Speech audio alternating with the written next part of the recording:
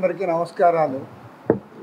ఇవాళ ఎలాంటి రాజకీయ పార్టీతో కూడా సంబంధం లేకుండా ఒక సామాజిక కార్యకర్తగా దశాబ్దాల కాలం అట్టడుగు వర్గాల ప్రజలకు, గిరిజనులకు, దళితులకు, గ్రామీణ పేదలకు ఎంతో సేవ చేసి మన భారతదేశంలోనే పేరుగాంచినటువంటి మేధా పట్కర్ గారి పట్ల మరి ప్రభుత్వం వ్యవహరిస్తున్న తీరు ఖండిస్తూ ఉన్నాం.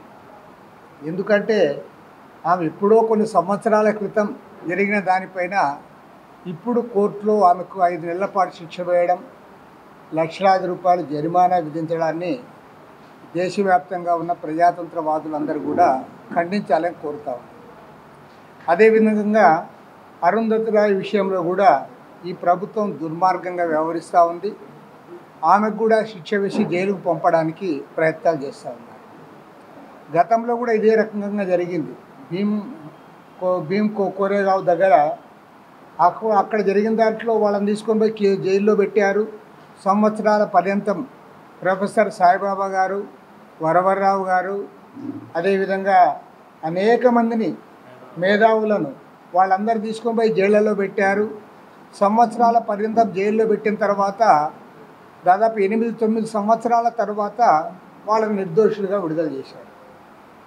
నేను ఇవాళ ప్రభుత్వాన్ని కోరుతా ఉన్నా, ఎవరైతే ఈ ప్రభుత్వానికి వ్యతిరేకంగా మాట్లాడుతూ ఉన్నారో వాళ్ళని అణచడమే మీరు ఒక విధిగా తీసుకొని అదే పద్ధతుల్లో కుట్రపూరితంగా వ్యవహరిస్తూ వాళ్ళపైన అక్రమంగా కేసులు బనాయించి వాళ్ళని ఇవాళ చేస్తూ ఉన్నారు.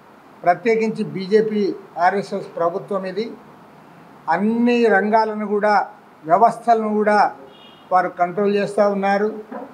వారు పోలీసులే కాదు, CBI, enforcement directorate, income tax department, చివరికి జ్యుడిషియరీని కూడా ప్రభావితం చేసే పద్ధతుల్లో వీరు వ్యవహరించి ప్రజాస్వామిక హక్కులను కాలరాస్తూ ఉన్నారు. అందుకోసం ఇవాళ మరి ఈ ప్రభుత్వం యొక్క దమనకాండను ఖండించాల్సిన బాధ్యత దేశవ్యాప్తంగా అన్ని రాజకీయ పార్టీలపైన, ప్రజాతంత్రవాదులపైన ఉందని మనవి చేస్తూ ఉన్నాం. ఎందుకంటే మూడవసారి నరేంద్ర మోడీ అధికారంలోకి వచ్చిన తర్వాత ఈసారి మార్పు ఉంటుంది.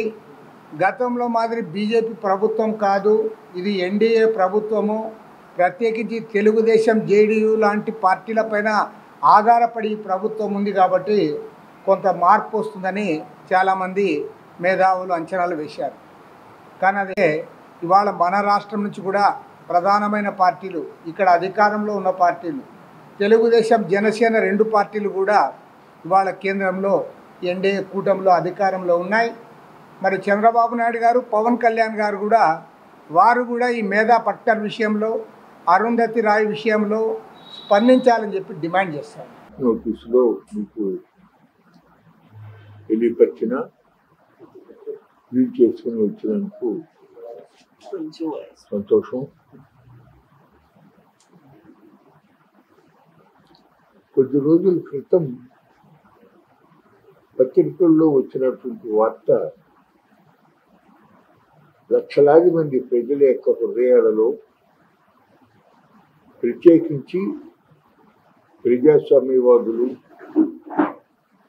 సామాన్యులు, ఆదివాసీలు, పేదలు, మహిళలు, దళితులు, ఈ అణగారిన వర్గాలకి వారి హక్కుల గురించి పోరాడేటటువంటి సంఘాల వాళ్ళందరూ కూడా చాలా బాధపడ్డారు, ఆవేదన చెందారు. ప్రముఖ నర్మదా బచావో ఉద్యమ నాయకురాలు అనేక చోట్ల, ప్రత్యేకించి అభివృద్ధి పేరుతో జరుగుతూ ఉన్నటువంటి పర్యావరణ విధ్వంసం, ఆదివాసీలను అక్కడి నుంచి తరలించటం, దళితులపైన దాడులు, నగరాలలో ఒక చిన్న గూడు వేసుకున్నటువంటి వలస వచ్చినటువంటి పేద కార్మికులు, వారందరి పక్షాన కూడా రాజీ లేని పోరాటం చేసినటువంటి వ్యక్తి మేధా పట్కర్ గారు.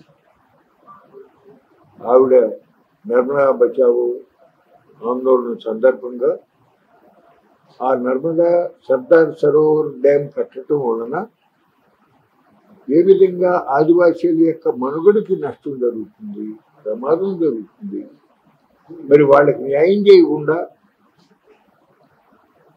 డ్యాములు కట్టి నీరు అందించి అదంతా అవసరమే, అదొక అంశం.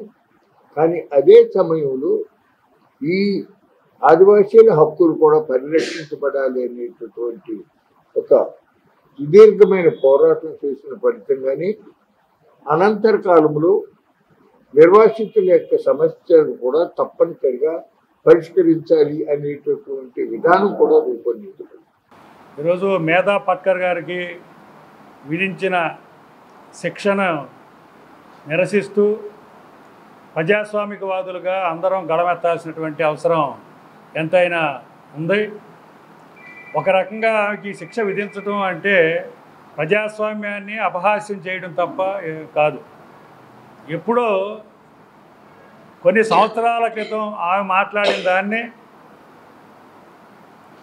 ఇప్పుడు కేసు పెట్టి మరి జైలు శిక్ష విధించటం అంటే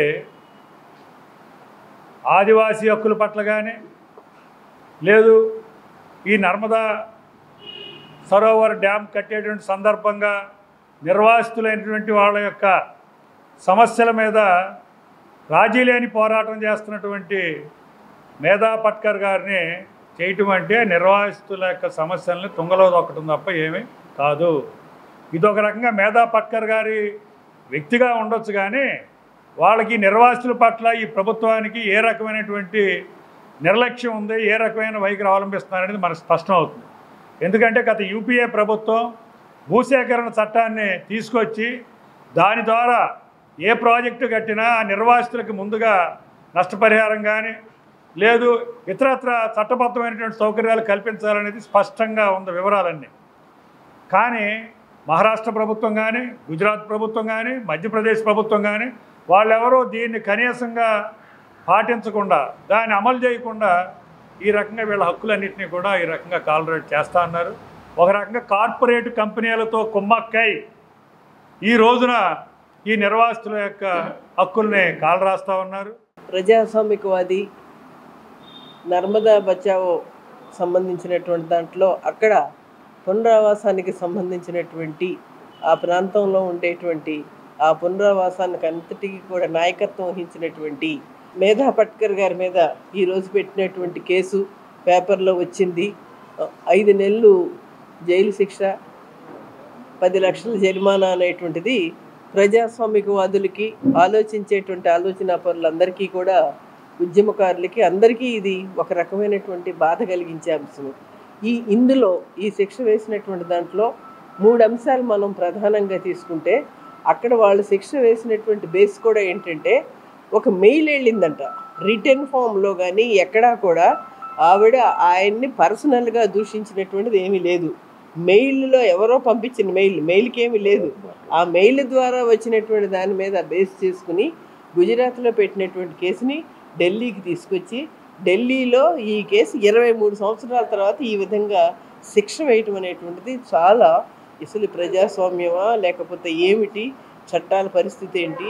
ఒక ప్రజాస్వామికవాదుల్ని ఒక ఆందోళన చేసేటువంటి ఆందోళనకారుల్ని చాలా చిన్న విషయాన్ని తీసుకుని 23 సంవత్సరాల తర్వాత ఈ విధమైనటువంటి తీర్పు ఇవ్వటం అనేటువంటిది బీజేపీ ఫ్యాసిస్ట్ తరహా పరిపాలనలో ఒక భాగంగా మనం చూడాలి. రెండో విషయం ఏంటంటే ఈరోజు అసలు పునరావాసం సమస్య అనేటువంటిది ప్రధానంగా ఉంది.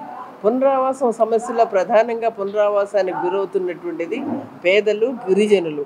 వాళ్ళ సమస్యలను ఇంతవరకు ఎక్కడా ఏమీ కూడా పూర్తిగా పరిష్కారం చేయటం అనేటువంటిది కాకుండా నెగ్లెక్ట్ చేసి 15 సంవత్సరాల నుంచి వాళ్ళ రోడ్ల మీద పడేది వేసినటువంటి ఆ బాధితులు చేసినటువంటి నేరానికి ఎవరు శిక్షించాలి, ప్రజలు ఏ విధంగా దాన్ని ఎట్లా చేయాలి, ప్రజలకు జరిగినటువంటి నష్టానికి ఎవరి మీద నష్టపరిహారం వేయాలి, దీనికి కారణంగా ఎవరిని శిక్షించాలి అంటే చట్టాలు మీ చేతుల్లో ఉన్నాయి.